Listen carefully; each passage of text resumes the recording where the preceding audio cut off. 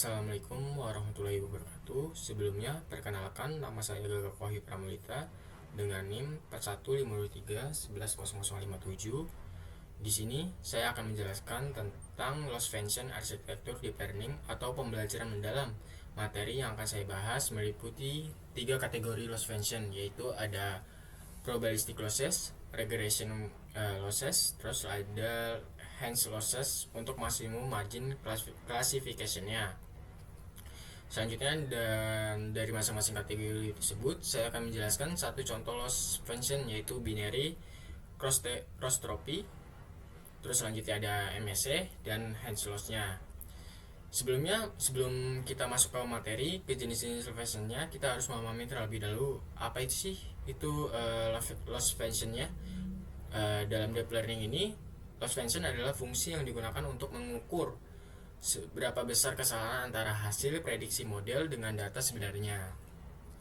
Semakin kecil nilai loss-nya, maka semakin baik performa modelnya. Sebaliknya jika nilai loss-nya besar, berarti prediksi model akan banyak kesalahannya.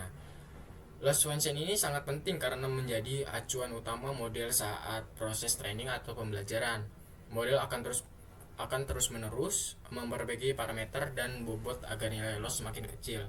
Tanpa loss function-nya, model tidak dapat mengetahui apakah prediksi benar atau salah. Selanjutnya kita ke bagian A. Di sini saya akan menjelaskan binary cross-set tropy-nya. Sekarang kita masuk ke kategori yang pertama, yaitu probabilistic losses-nya. Digunakan untuk kasus klasifikasi yang berbasis probabilitas. Perwakilan yang saya pilih adalah binary cross tropy. Binary cross tropy ini digunakan pada klasifikasi biner, yaitu klasifikasi yang hanya memiliki dua kelas. Contohnya seperti spam dan bukan spam, positif negatif, terus yes dan no, dan sakit dan tidak. Rumus binary ini ada sebagai berikut yang sudah saya tampilkan di sini.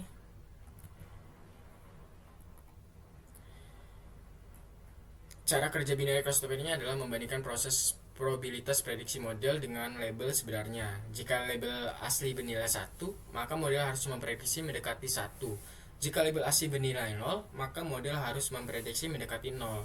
Semakin jauh prediksi dari nilai sebenarnya, maka nilai loss akan semakin besar. Contohnya jika label asli adalah 1 dan model memprediksi 0,95, loss kecil karena prediksinya hampir benar. Namun jika model prediksi 0,1, maka loss-nya menjadi besar karena model salah memprediksi. Binary cross tropy-nya banyak digunakan pada deteksi spam, analisis sentimen, klasifikasi email, dan prediksi penyakit. Kelebihannya sangat cocok untuk klasifikasi dua kelas, stabil dalam pengelolaan probabilitas. Kekurangannya ini sensitif terhadap prediksi yang sangat lemah. Regression losses-nya ini selanjutnya ada mean squared error atau MSE. Selanjutnya di bagian MSE-nya selanjutnya regression losses-nya.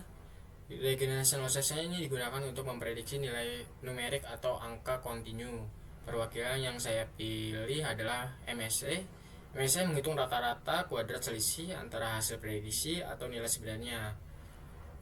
Selanjutnya di sini jika nilai aslinya 100, diprediksi modelnya 90, maka errornya 10. Karena error dikuadratkan 10 kuadrat menjadi 100. Artinya semakin besar kesalahan, maka penalti juga semakin besar. MSE banyak digunakan pada prediksi harga, prediksi saham, forecasting, prediksi penjualan, dan prediksi cuaca. Kelebihan MSE ini mudah dihitung, efektif untuk regenerasi. Selanjutnya di sini ada kekurangannya, yaitu sensitif terhadap outlier atau data ekstrim. Selanjutnya kita ke bagian C.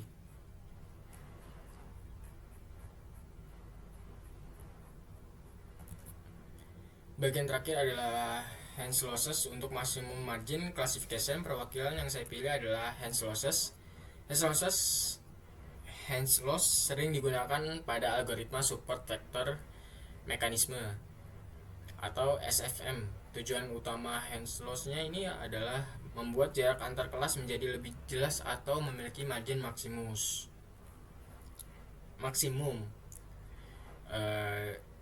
Selanjutnya di sini ada rumus Hence loss-nya ini L sama dengan max dalam kurung 0,1 dikurang Y dikalikan Y action tutup kurung. Ya, label asli biasanya bernilai min 1 atau 1 dan Y action-nya adalah hasil produksi model. Cara kerja Hence loss-nya ini, jika prediksi benar dan jaraknya jauh dari batas keputusan, maka loss bernilai 0. Namun jika prediksi salah atau terlalu dekat dengan kata klasifikasi, maka loss akan meningkat. Contohnya jika label asli adalah 1 tetapi modelnya diprediksi 0,2, maka loss memiliki cukup besar karena memiliki belum yakin terhadap klasifikasi tersebut. Hence loss digunakan ini di klasifikasi teks, image classification, terus selanjutnya ada pengenalan wajah. Terus kelebihannya ini ada mampu menghasilkan pemisahan kelas yang lebih jelas. Kekurangannya ini labelnya itu harus berbentuk min 1 dan 1, tidak menghasilkan probabilitasnya. Selanjutnya di sini ada penutup dan kesimpulan saya dari materi ini adalah loss function merupakan komponen yang sangat penting dalam deep learning karena digunakan untuk mengukur kesalahan model.